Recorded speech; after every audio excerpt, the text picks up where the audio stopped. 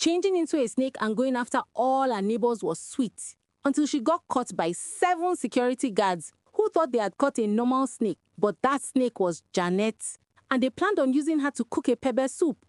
Meanwhile, her husband was looking for her in the house at 3 a.m. This was the second time his wife had suddenly disappeared from the bed.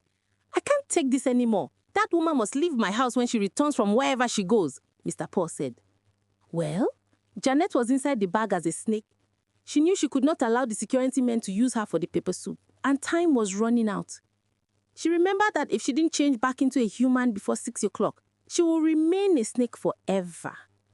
The men took the snake to their checkpoint and put the bag on the ground. They were talking, discussing, and laughing. They didn't bother to check on the snake because they assumed it was not alive anymore. But Janet, the snake, silently used her teeth to tear the bag gently until she made a way for herself to crawl away from the men. The men never knew. They were focused on the road. The snake ran fast out of the spot. It headed straight towards Mr. Paul's home, passed through the window into the house, changed into a human, and went to meet her husband, who was angrily waiting for her. "Where were you coming from? It's 4 a.m. Can you tell me where you went this night?" he asked. "Honey, calm down. You know we've been struggling to have kids. I should have told you this earlier, but I've been having midnight prayers at the guest house alone. I am praying for us to have kids. I had to do this alone," Janet lied. "Be careful, oh. You can't just go out of bed at midnight without telling your husband. Do this one more time and you are packing out of my house," Mr. Paul said. The next morning, she was so angry with the security men who caught her and delayed her last night that by the next night, she changed into a snake and went out again. She finished all of them at their duty post and also went into 2 of her neighbors' homes, biting them until they passed away. She did all that because she was angry. Altogether, 2 neighbors and 7 security officers were confirmed gone by the next day by the community. This raised more fear among the other neighbors. Janet was behind it all. No one still understood why she didn't like her neighbors. After some weeks, something happened. Just like that, Janet's mother-in-law came and brought another woman to her son to marry as a second wife because she was tired of waiting for a grandchild, and it seemed like Janet could not give her a grandchild. "From today onwards, Sarah is going to be your second wife," the old woman said. "But Mama, my husband never asked for a second wife. We hope that prayer would resolve my barrenness, not a second wife," Janet interrupted. "Close your mouth. Don't talk while I'm talking to my son.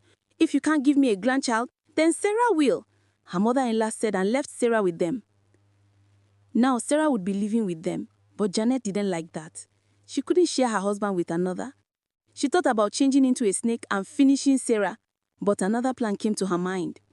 The first night Sarah slept in that house, all she saw was plenty snakes chasing her in her dreams. The second night, it got worse.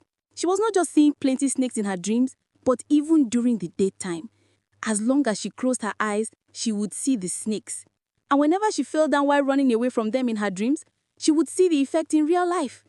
By this time, the house felt scary to her, and she just packed her bags and ran away without telling anyone her reasons. Meanwhile, it was Janet. She was the person who had invited her other snake friends and begged them to help her chase Sarah in her dreams. Yes, that's because Janet was not just a witch, but belonged to a snake group. She chased Sarah away instead of finishing her. Her real target was her neighbors, and she had a reason. But whoever tried her might become a target. Or her mother-in-law heard that Sarah, the new wife she brought for her son, had run away, and she thought it was Janet who quarreled with her. "I can come back to the city, and I will make sure that your wife regrets her actions, because I know she must have said something to Sarah that made her leave." The question is, does her mother-in-law even know who she is really going against? I think she should be careful. To be continued.